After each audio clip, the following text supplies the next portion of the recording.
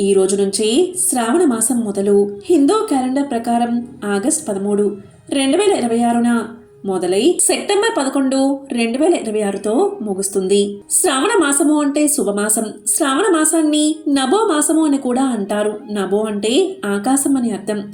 ఈ నెలలో వచ్చే సోమవారాలు, మంగళవారాలు, శుక్రవారాలు, శనివారాలు ఎంతో పవిత్రమైనవి. ఈ నెలలో వచ్చే ముఖ్యమైన పర్వదినాలు జంధ్యాల పౌర్ణమి, కృష్ణాష్టమి, పోనాల అమావాస్య, నాగచతుర్థి, నాగపంచమి, పుత్రదా ఏకాదశి, దామోదర ద్వాదశి, వరహ జయంతి, ఇలా అనేక పండుగలు వస్తాయి.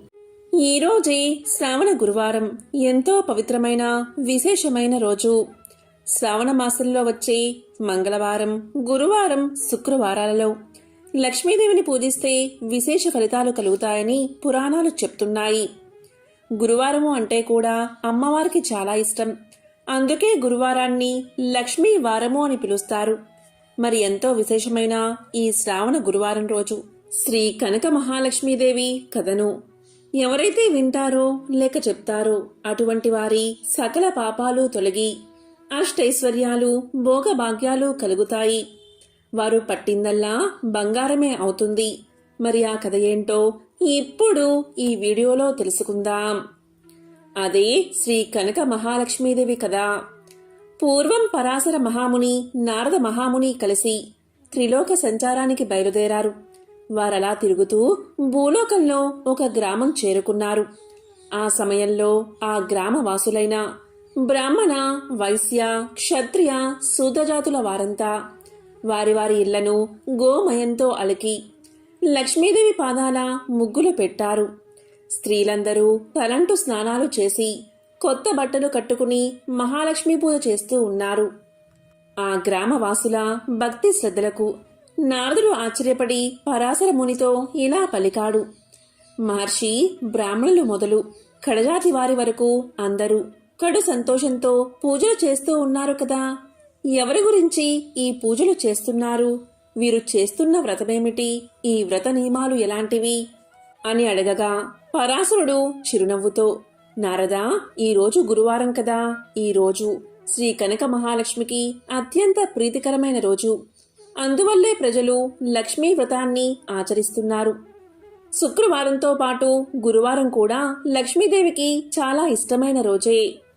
శుక్లపక్ష దశమి గురువారం అయితే ఆ దినాన్ని సుదశా వ్రతము అంటారు. ఈ వ్రతం శ్రీ మహాలక్ష్మీదేవికి చాలా ఇష్టమైనది అని చెప్పి ఊరుకున్నాడు. బ్రహ్మ మానసపుత్రుడైన నారదుడు అది ఆలకించి, మహనీయ, ముందు ఈ వ్రతాన్ని ఎవరైనా ఆచరించారా? వారు ఎలాంటి ఫలాన్ని పొందారు? ఆ చరిత్ర కూడా వివరించు అని వేడుకున్నాడు. అప్పుడు పరాశరుడు ఇలా చెప్పసాగాడు. నారదా, పూర్వం ఈ లక్ష్మీ వ్రతాన్ని ఆచరించిన ఒక భక్తుని చరిత్రను నీకు తెలియచేస్తాను. శ్రద్ధగా విని ఆనందించు. ఒకప్పుడు లక్ష్మీదేవి శ్రీ మహావిష్ణువుకు సేవలు చేస్తూ ఇలా పలికింది. నాదా, ఈరోజు నా వ్రతాన్ని ఆచరించే గురువారం కాబట్టి మీరు ఆజ్ఞ ఇస్తే నగరంలో సంచరించి వస్తాను అని ప్రార్థించింది. లక్ష్మీదేవి కోర్కెను మన్నించి విష్ణువు అలాగే పోయిరా అన్నాడు. దీంతో లక్ష్మీదేవి సకల ఆభరణాలు ధరించి పట్టు వస్త్రాలు కట్టుకుని బయలుదేరింది.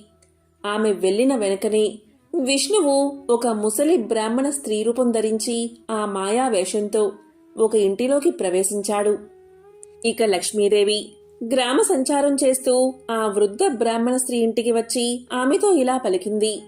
ఓ అవ్వా, ఈరోజు గురువారం, మహాలక్ష్మి వ్రతదినం కదా. ఇల్లు గోమయంతో అలికి ముగ్గులు పెట్టలేదేమిటి అని ప్రశ్నించింది.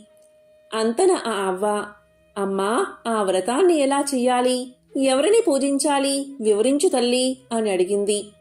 అప్పుడు లక్ష్మీదేవి మందహాసంతో, వ్రతం చేసే విధానాన్ని చెప్తాను, విను. గురువారం నాడు ప్రాతకాలంలోనే నిద్రలేచి గోమయంతో ఇల్లు వాకిలి అలికి లక్ష్మీదేవి పాదాలు కల ముగ్గులు పెట్టాలి.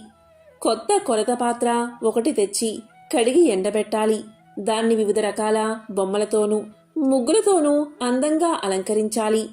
స్నానం చేసి శుభ్రమైన బట్టలు కట్టుకుని శుచిగా ఉంచి ఒక బల్ల కడిగి దానిమీద కొత్త ధాన్యం, ఎరుపు, నలుపు, తెలుపు రంగులవి కొద్దిగా వెయ్యాలి. మరికొంచెం కొత్త కొలత పాత్రలో వెయ్యాలి. ఆ పాత్రపైన 3 పోక చెక్కలు పసుపు నీటిలో కడిగి ఉంచాలి. తెల్ల ధాన్యం ఈనెలు తీసుకుని వచ్చి వాటిని జడలాగా అల్లి మనసులోని కోరిక తలుచుకుని కొత్త పాత్రపై ఉంచి దానిపై ఎరుపు రంగు వస్త్రం, పువ్వులు ఉంచాలి. లక్ష్మీదేవిని తలుచుకుని పువ్వులు, గంధం, ధూపదీపాలు సమర్పించాలి. ముందుగా పాలు నివేదించి తర్వాత అన్నాన్ని, పిండి వంటలు, కూరలతో మహా నైవేద్యం పెట్టాలి అని లక్ష్మీదేవి బ్రాహ్మణ స్త్రీకి తెలియచేసింది. ఇంకా లక్ష్మీదేవి ఆ బ్రాహ్మణ స్త్రీకి ఇలా చెప్పింది: గురువారం నాడు నూనెతో వంటలు కాని, పిండి వంటలు కాని చేయకూడదు. గురువారం పూజ చేసేవారు చేపలు, మాంసం తినకూడదు. తలకు నూనె రాసుకోకూడదు. అంతేకాదు, పత్తితో వత్తులు చేసిన ఆనపకాయ కాని, నీచు కూరలుగాని తిన్నా, మంచంపై పడుకున్నా, రాత్రులు పెరుగన్నం తిన్నా లక్ష్మి ఇంట ఉండదు. ఇంకా దరిద్రులు అయిపోతారు.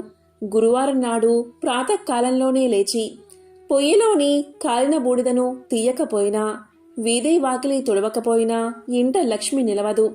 గురువారం నాడు ఏ స్త్రీ శుచి అయి తెల్లటి వస్త్రాలు కట్టుకుంటుందో వారి ఇంట లక్ష్మి ప్రసన్నమవుతుంది. ఏ స్త్రీ గురువారం నాడు పిల్లలను తిట్టడం, కొట్టడం చేస్తుందో, ఇల్లు వాకిలి శుభ్రం చేయదో, వంట సామానులు అంట్లు తోమదో, సాయం సమయమున గుమ్మం దగ్గర సంధ్యాదీపం ఉంచదో, ఆ స్త్రీ ఉన్న ఇంట ఒక్క క్షణమైనా లక్ష్మీదేవి ఉండకపోగా ధనహాని, సంతానహాని కలుగజేస్తుంది. అలాగే గురువారం రోజున ఉడకని పదార్థాలు తినడం, అమిత నిద్ర, అమావాస్య, సంక్రాంతి తిథుల్లో అశుభ్రంగా ఉండి విహరించడం, అత్తామామలను సేవించక కస్సు బుస్సులు ఆడడం చేసే స్త్రీల ఇంట లక్ష్మీదేవి పాదాలు నిలపదు. ఇంకా భోజనానికి ముందు, తర్వాత కాళ్ళు, చేతులు, ముఖము ఏ స్త్రీ కడుక్కుంటుందో, ఏ స్త్రీ ఇతరులతో మాట్లాడుతున్నప్పుడు చీటికి మాటికి నవ్వుతుందో, ఏ స్త్రీ బూడిద గుమ్మడికాయను కోస్తుందో, అలాంటి స్త్రీలు నీచ బుద్ధి కలవారై అన్న వస్త్రాలకు దూరమైపోతారు. ఏ స్త్రీ గురువారం రోజు ధర్మాలు చేయక, పూజలు చేయక పరుష సాంగత్యమునే సదా కోరుకుంటుందో ఆమె పాప కోపమునకు పోవడమే కాక బతికి ఉన్న రోజులు తిండికి మొహం వాసిపోతుంది. గురువారం, అమావాస్య, సంక్రాంతి, పర్వతిథులయందు నిషిద్ధ పదార్థాలు ఏ స్త్రీ తింటుందో ఆమె అవసాన కాలంలో అనేక బాధలు పడి చనిపోయిన తర్వాత యమకింకరులతో నానా బాధలు పడుతుంది. జ్ఞానవంతురాలైన ఏ స్త్రీ ఆ 3 రోజుల్లో భక్తితో దైవ సేవలు, ఒక పూట భోజనము కలిగినంతలో దాన ధర్మాలు చేస్తుందో అటువంటి స్త్రీకి ధన ధాన్యాలు, పుత్ర సంతానం, సంతానాభివృద్ధి కలుగుతాయి. ప్రతి స్త్రీ తాను ఆచరించే నిత్య కృత్యాల బట్టి సిరి సంపదలు కలుగుతాయి. స్త్రీ ఉదయం నిద్ర నుంచి లేచిన వెంటనే ముఖాన్ని కడుక్కోవాలి. ఆ విధంగా కడుక్కోని స్త్రీ ముఖం చూస్తే పాతకాలు కలగడమే కాక ఏ కార్యం తలపెట్టినా జయం కలగదు. స్త్రీ దక్షిణం వైపు, పడమర వైపు ముఖం పెట్టుకుని ఏ పదార్థాలు తినకూడదు. దీపం లేని చీకటి ఇంట భుజించకూడదు. చీకటి పడిన తర్వాత నూనె రాసుకోకూడదు. మాసిన కట్టుబట్టలను ఎక్కడ పడితే అక్కడ పడవేయకూడదు. ఏ వనిత ఇంటికి తిరగడం, భర్త ఆజ్ఞ లేకుండానే ఇష్టం వచ్చినట్లు సంచరించడం, భర్త మాటలు వినక ఎదురు చెప్పడం, దైవ కార్యాలయందు, దేవ బ్రాహ్మణులయందు భక్తి విశ్వాసాలు లేకుండా ఉంటుందో, దాన ధర్మాలు చేయదో అటువంటి వనిత గృహం రుద్రభూమితో సమానంగా భావించి లక్ష్మీదేవి అక్కడ అడుగు పెట్టదు. ఉత్తమ స్త్రీ భర్తను సేవించి భర్త అనుజ్ఞ ప్రకారం నడుచుకుంటూ ఉంటుంది. అతిథి సత్కార్యాలు జరుపుతూ అత్తామామల సేవలు విడవకుండా ఆచరించాలి. తన బిడ్డ, పరాయి బిడ్డ అనే వివక్షతను చూపక అందరికీ సమానంగా వడ్డించాలి. భర్త సుఖమే తన సుఖము, భర్త కష్టమే తన కష్టము అనే భావంతో మెలిగితే లక్ష్మీదేవి సంతోషించి కలకాలం ఆమె ఇంట ఉంటుంది. నారద ఈ విధంగా మహాలక్ష్మి ఆ వృద్ధ బ్రాహ్మణ స్త్రీకి గురువార వ్రతాన్ని ఆచరించే విధానాన్ని తెలియచేసి ప్రతి వీధికి, ప్రతి ఇంటికి వెళ్లి చూసింది. అప్పటికి ఏ స్త్రీ కూడా నిద్ర నుంచి లేవలేదు. కాలకృత్యాలు తీర్చుకోలేదు. తలలు విరబూసుకుని వంటి మీద బట్ట సరిగ్గా లేక గుర్రుబెట్టి నిద్రపోతున్నారు. లక్ష్మీదేవి వారందరినీ చూసి అసహించుకుని ఒక మాలపల్లెకు వెళ్ళింది. ఆ పల్లెకు ఒక మూల బీద హరిజన స్త్రీ నివాసముంటుంది. ఆమె ప్రతిరోజు ప్రాతకాలంలో లేచి గోమయం తెచ్చి ఇల్లు వాకిలి శుభ్రం చేసుకుని బియ్య పిండితో ముగ్గులు పెట్టి లక్ష్మీ పాదాల చింత దీపం పెట్టి బియ్యాన్ని ఉంచి ధూపదీప నైవేద్యాలు సమర్పించి పద్మాసనంలో కూర్చుని లక్ష్మిని ధ్యానిస్తూ ఉండేది. తాను వెళ్లేసరికి ఆ స్త్రీ భక్తితో పూజలు చేస్తూ ఉన్నందున మహాలక్ష్మి సంతోషించి ఆ పరిశుభ్ర స్థలమున తన 2 పాదాలు ఉంచి ఆమెతో ఇలా పలికింది. ఓ భక్తులారా, నేటితో నీ కష్టాలు తీరగలవు. నీవు దుఃఖించ అవసరం లేదు. నీ నిశ్చల భక్తికి నేను ఎంతగానో సంతోషించాను. నీకేం కావాలో కోరుకో అని పలికింది.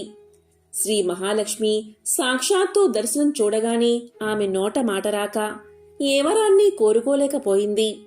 మరలా లక్ష్మీదేవి ఇలా పలికింది.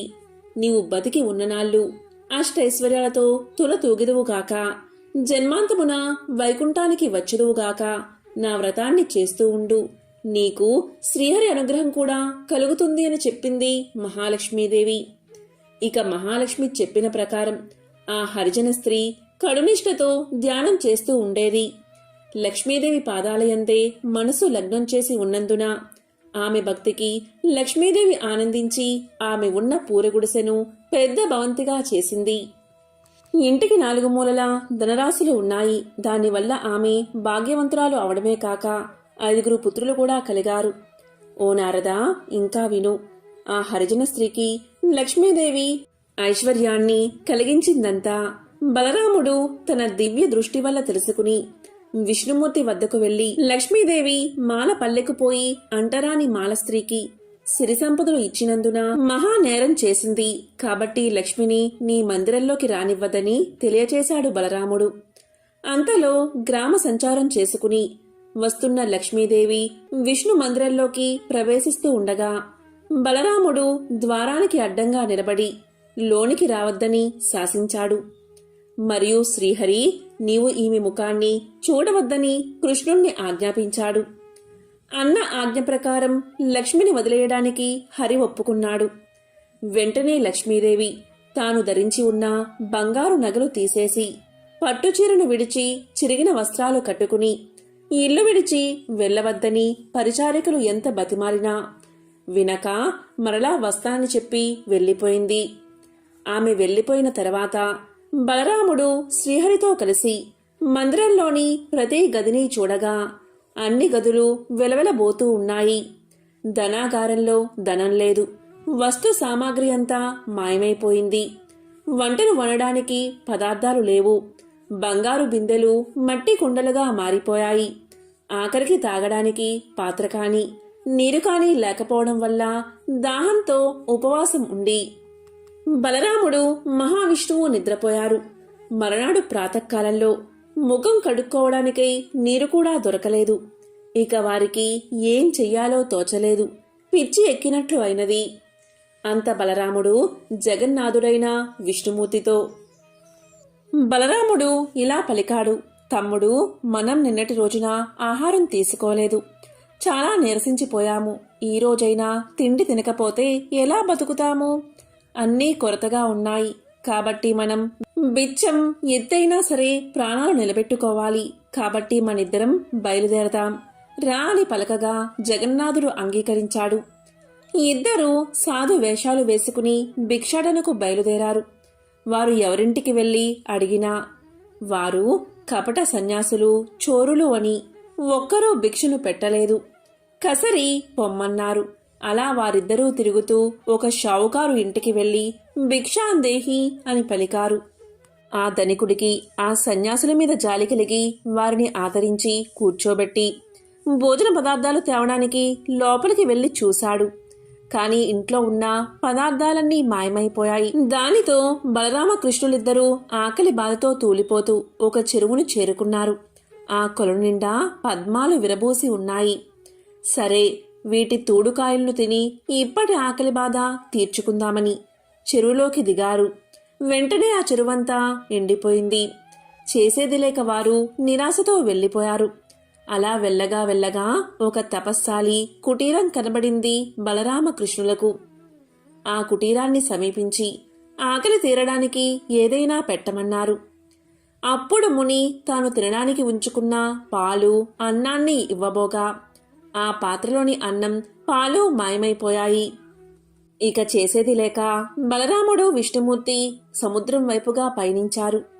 సముద్ర మార్గమున నిత్యానంద స్వాముల వారి ఆశ్రమం కనిపించగా అక్కడికి చేరుకున్నారు. అక్కడ అన్నవస్త్రాలకు లోటు లేదు. ఎవరైనా ఆ ఆశ్రమంలో ఎన్ని రోజులు ఉన్నా ఎంత భోంచేసినా అక్షయ పాత్ర వలె తరగదు.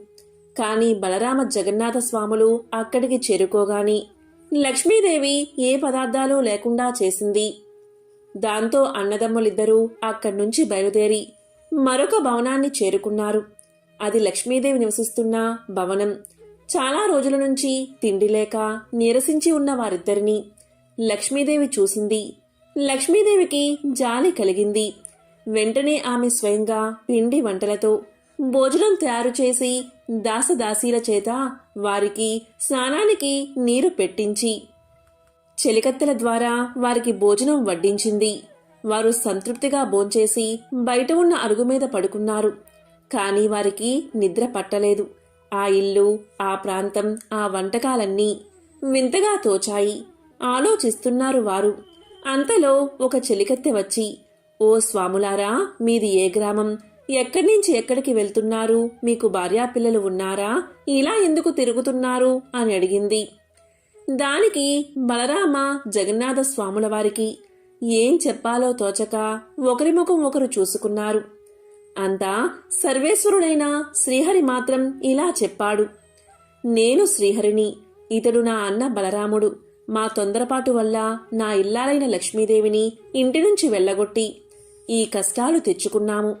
ఏ స్త్రీ వల్ల అష్టైశ్వర్యాలు కలుగుతాయో, ఏ నారీమణి కరుణా కటాక్షాల వల్ల వంశాభివృద్ధి కలుగుతుందో, ఏ వనితామణి ఎల్లవేళ్లయందు తన్ను నమ్మి కొలిచిన వారి ఇళ్లయందే మెలుగుతూ ఉంటుందో అటువంటి లక్ష్మీదేవి మమ్మల్ని విడిచి వెళ్లిపోయింది. అప్పట్నుంచి మాకు దరిద్రము కష్టాలు కలిగాయి" అని విష్ణుమూర్తి చెలికత్తకు చెప్పాడు. ఆ దాసి వల్ల ఆ ఇల్లు లక్ష్మీదేవి మందిరమే అని తెలుసుకుని వారు చాలా ఆనందించారు. అప్పుడు బలరాముడు విష్ణువుతో ఇలా పలికాడు, "సోదరా, నీవు లక్ష్మీ వద్దకు వెళ్లి మనం చేసిన తప్పును క్షమించమని ప్రార్థించు" అని చెప్పి లోపలికి పంపాడు. ఇక శ్రీహరి లోపలికి వెళ్ళగాని లక్ష్మీదేవి భర్తను చూసి నమస్కారం చేసి అతని పాదాలు కడిగి ఆ నీటిని తన తలపై జల్లుకుని పువ్వులతో పూజించి ఇలా పలికింది, "నాదా, మీ అన్నదమ్ములిద్దరూ కలిసి నన్ను ఇంటి నుంచి వెళ్ళగొట్టారు కదా. ఇప్పుడు ఎలా నా ఇంట్లో భోంచేశారు? చండాలపు దాని ఇంటికి ఎలా వచ్చారు? ప్రాణాలు పోసినప్పుడు జాతి కుల భేదాలు అడ్డు రాకూడదా?" అని నిష్ఠూరలాడింది. అప్పుడు శ్రీహరి చిరునవ్వుతో, "ప్రియా, మేమిద్దరం భిక్షమెత్తుకోవడం అంతా తెలుసుకున్నారు. నీవు భోజనం పెట్టడం అందరూ చూశారు. మాకు శిక్ష సరిపోయింది. నీవు లేకపోవడం వల్ల వైకుంఠం చిన్నపోయింది.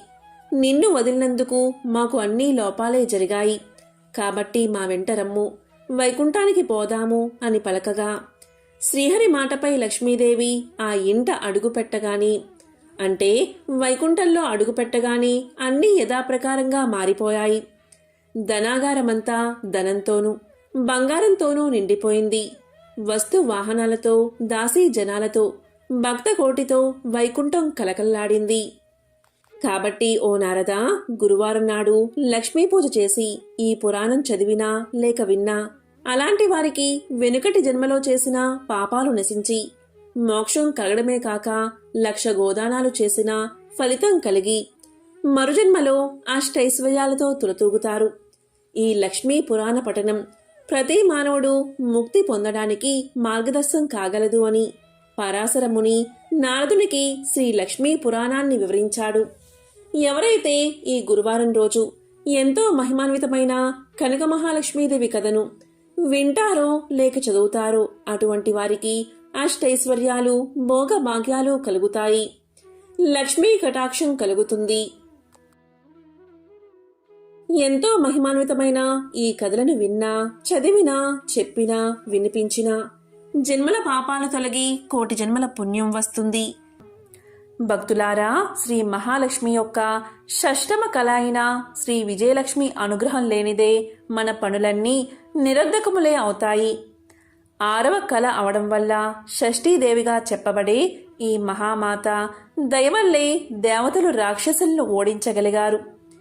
విజయలక్ష్మి యుక్తుడు కావడం వల్లే విష్ణువు సృష్టిలో అజేయుడు అయ్యాడు. మనం ఏది చేసినప్పటికీ అది సఫలం అవడమే ప్రధానం. విఫలమగు వానిని ఎంత చేసినను ప్రయోజనం లేదు కదా. కాబట్టి సర్వకార్య సాఫల్యార్థమై సర్వులు విజయలక్ష్మిని ఆరాధించాలి. అత్యంత ప్రధానమైన ఈ లక్ష్మీ కళ రాజయోగాన్ని సిద్ధింపచేస్తుంది. తెలిసి కానీ తెలియక కానీ ఎవరు విజయలక్ష్మి ఆరాధన చేస్తారో వారికి సత్ఫలితాలకు లోటు ఉండదు. ఉదాహరణగా సుదర్శనుడు అనే కథను వినిపిస్తాను, శ్రద్ధగా వినండి. సుదర్శనుని కథ. పూర్వం ఒకప్పుడు మనోరమ అనే ఆమె విధివశాన భర్తను సంపదను కోల్పోయి ఒక్కగానొక్క కుమారుడైన సుదర్శనితో సహా అడవులకు పారిపోయింది. గంగా తీరమందలి అడవులకు చేరుకోగా అక్కడ నిషాదులు కొందరు ఆమె దగ్గరున్న స్వల్ప ధనాన్ని, అలంకరించుకున్న విలువైన ఆభరణాలను సమస్తాన్ని అపహరించుకుపోయారు. కట్టుబట్టలతో మిగిలిన ఆ తల్లి పసికందుతో సహా చెరువులోని భరద్వాజుడి ఆశ్రమానికి చేరి ఆ ఋషిని శరణు కోరింది. మనోరమ కథను విని భరద్వాజుడు ఎంతో బాధపడ్డాడు. అప్పుడు భరద్వాజ మహర్షి ఇలా పలికాడు, తల్లి, నీ కుమారుడు ఎదిగేంతవరకు ఓర్చుకో. నా ఆశ్రమం అందే ఉండు. వాని శ్రేయస్సుకుగాను ఏదైనా యోచన చేద్దాము అని పలికాడు. ఆమె అక్కడే ఉండిపోయింది. ఈ సంగతి తెలిసిన శత్రువర్గం వారు ఆమెను సుదర్శుణ్ణి చంపడానికై ఆశ్రమం మీదకి దాడి చేశారు. విధివశాన ఆ తల్లి కొడుకులు ఎక్కడో దాక్కున్నారు కనుక బతికిపోయారు. ఆ సమయానికి ఎక్కడికో వెళ్ళిన భరద్వాజుడు మళ్లీ వచ్చి జరిగింది తెలుసుకుని కోపగించాడు. కాని వారిని శపించి తన తపశ్శక్తిని వృధా చేసుకోవాలి అనుకోలేదు భరద్వాజుడు. అందుచేత సుదర్శుణ్ణి చేరబిలిచి ఇలా పలికాడు, నాయనా, నీ అభివృద్ధికై నేను చెప్పినట్లు నువ్వు చెయ్యి. ఇక నుండి నిత్యం దేవిని ఆరాధించు. మహామాయ మహాలక్ష్మి అయిన ఆమె షష్టమ కళనే విజయలక్ష్మి అని పిలుస్తారు. ఆమె అనుగ్రహం లేనిదే ఎవ్వరికీ జయం కలగదు. కాబట్టి నీవు విజయలక్ష్మి పూజలు చెయ్యి. ఆమెయే నిన్ను కాపాడుతుంది అని బోధించాడు భరద్వాజుడు. దానికి ఆ బాలుడు అంగీకరించాడు.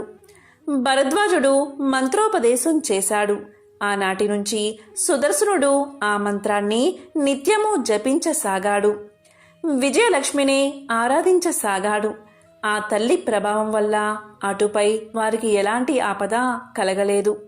సుదర్శనుడు యుక్త వయస్కుడు అయ్యాడు. అప్పటికే భరద్వాజుడు సుదర్శనుడికి అనేక శాస్త్రాలను, ధనుర్విద్యలను నేర్పాడు. ఇది ఇలా ఉండగా శృంగబేరాన్ని ఏలే నిషాదరాజు ఆ సుదర్శనుడికి స్నేహితుడు అయ్యాడు. నిషాదరాజు సుదర్శనుడికి రథాన్ని బహుకరించాడు. మంచి ధనస్సును, బాణాలను ఇచ్చాడు. అతడు ఆ ధనుర్బాణాలు ధరించి రథంపై వచ్చినప్పుడు గొప్ప యువరాజు వలె ఉండేవాడు. కానీ కట్టుకోవడానికి నార చీరలు, కడుపు నింపుకోవడానికి కంద మూలాలే తప్ప సుదర్శనుడికి ఏ ఆస్తి లేదు కదా. ఇలా ఉండగా కాశీరాజు కుమార్తె శశికళ. ఆమెకు స్వయంవరమని తెలిసింది సుదర్శనుడికి. ఆ శశికళ కూడా విజయలక్ష్మి భక్తురాలు. తనకు ఎటువంటి భర్త లభిస్తాడా అనే ఆలోచనతో శశికళ అమ్మవారిని ఆరాధించి పడుకొనగా ఆ రాత్రి ఆమెకు స్వప్నంలో విజయలక్ష్మి కనిపించింది. ఇతడే నీకు అర్హుడు అని చెప్పింది. అతడే దేశపు రాజకుమారుడో, అతని పేరేమిటో ఏమీ తెలియవు శశికళకు. భరద్వాజ ఆశ్రమణకు చేరి ఒకానొక బ్రాహ్మణుడు శశికళ స్వయంవర వృత్తాంతాన్ని తెలిపాడు. నిషాదరాజు ప్రోత్సాహంతో సుదర్శనుడు ఆ స్వయంవరానికి వెళ్ళాలి అనుకున్నాడు. సుదర్శనుడు వెంటనే ఋషి నుండి, తల్లి నుండి ఆశీస్సులు తీసుకుని తన రథంపై ఎక్కి కాశీకి బయలుదేరాడు. అక్కడ శశికళ స్వప్నంలో అమ్మవారు చూపించిన సుదర్శనుడి రూపాన్ని చిత్రం గీసి దానిని తండ్రికి ఇచ్చింది. ఇందులో గలవాడే నా వరుడు, అలాంటివాడు వస్తే నన్ను కన్యాదానం చెయ్యండి, నేనింకా స్వయంవరానికి రాలేను అని తెలియచేసింది. కాని అప్పటికే రాజులు అనేకులు వచ్చి ఉన్నారు. కాశీరాజు సుబాహుడు చిత్రపటాన్ని చారులకు చూపి ఇలాంటివాడెవడైనా ఉన్నాడేమో చూసి రమ్మన్నాడు. నిషాదరాజుతో కలిసి వచ్చిన సుదర్శుణ్ణి చూసి వారు ఆ వార్త రాజుకు చెప్పారు. రాజు శశికళ సుదర్శనుల కళ్యాణానికి సిద్ధపరిచాడు. ఇది విని స్వయంవరానికి వచ్చిన సింధు, కరూస, మద్ర, మాహిష్మతి, చోళ, పాంచాల, కర్ణాట, కామరూప, విదర్భ, కోసలాది దేశాల రాజులందరూ కోపగించారు. అందరూ రాజులను కూడా అది తమకు అవమానంగా భావించారు. అందరి సైన్యాలు కలిసిపోయాయి. 4 అక్షోహిణుల సైన్యంతో వాళ్ళు కాశీరాజుపై యుద్ధాన్ని ప్రకటించారు. సుబాహుడు ఈ సంగతి సుదర్శనుడికి చెప్పాడు. సుదర్శనుడు వెంటనే విజయలక్ష్మిని ధ్యానించాడు. స్వల్ప సైన్యంతో మిత్రుడైన నిషాదరాజు తోడుకాగా తన రథాన్ని అధిరోహించి శత్రు సేనలపై కలబడ్డాడు సుదర్శనుడు. 1 4 అక్షోహిణుల సైన్యమది. యుద్ధం చేస్తూనే విజయలక్ష్మిని స్మరిస్తున్నాడు సుదర్శనుడు. అంతే, తక్షణమే యుద్ధ రంగంలో ప్రత్యక్షమైంది అమ్మవారు.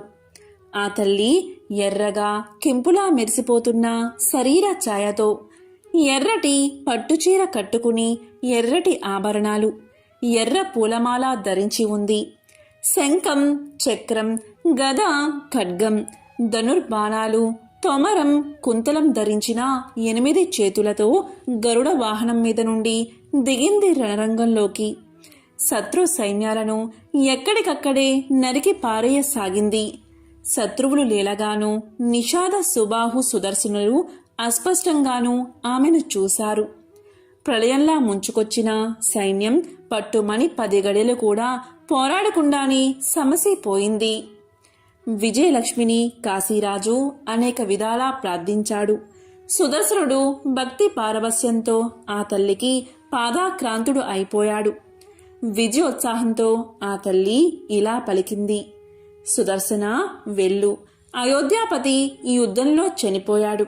ఆ రాజ్యం నువ్వు ఏలుకో, నేను నీ రాజధానిలో వెలుస్తాను అని అనుగ్రహించి అదృశ్యమైపోయింది.